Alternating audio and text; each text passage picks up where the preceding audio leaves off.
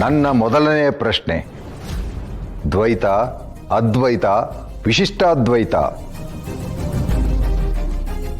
ಈ ಮೂರು ಮತ ಸಿದ್ಧಾಂತಗಳನ್ನ ನಮ್ಮ ಹೆಮ್ಮೆಯ ಮೂರು ಆಚಾರ್ಯಗಳು ನಮಗೆ ಕೊಟ್ಟಿದ್ದಾರೆ.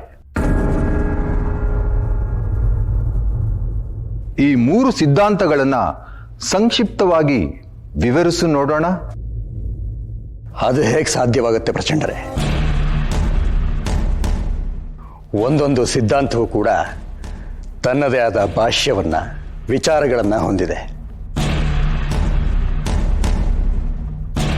ಸಮುದ್ರದಷ್ಟು ವಿಶಾಲವಾದ ಈ ಸಂಗತಿಗಳನ್ನು ಹೇಳೋದು ಅಸಾಧ್ಯ.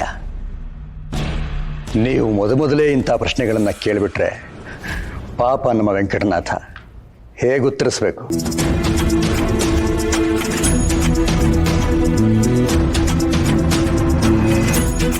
ಗೋವಿಂದಾಚಾರ್ಯರೇ, ಕ್ಷಮಿಸಬೇಕು.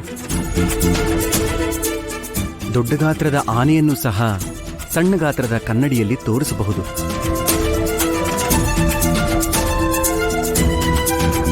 ಪ್ರಚಂಡರು ಕೇಳಿದ ವಿಷಯ ಅದು ಬಹಳ ಗಹನವಾದ ವಿಚಾರ. ಅದನ್ನು ನಾನು ಬಲ್ಲೆ.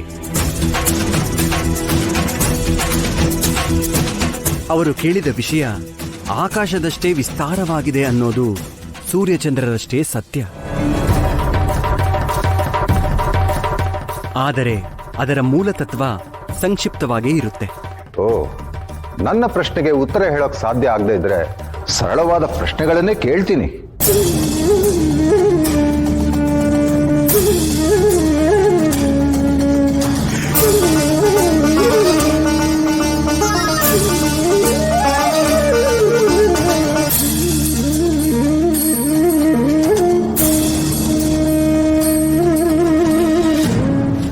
ನಿಮ್ಮ ಪ್ರಶ್ನೆಗೆ ನಾನು ಉತ್ತರಿಸುತ್ತೇನೆ ಪ್ರಚಂಡರೇ. ಆತ್ಮ ಪರಮಾತ್ಮ ಎರಡರಲ್ಲೂ ಭೇದ ಇಲ್ಲ, ಎರಡೂ ಒಂದೇ.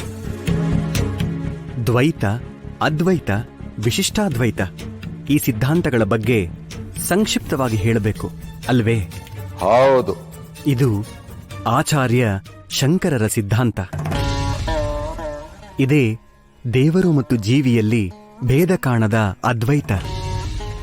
ಇಲ್ಲಿ ಜೀವಿ ಮತ್ತು ದೇವರಲ್ಲಿ ಭೇದವಿಲ್ಲ, ಒಂದೇ ಸ್ಥಿತಿ.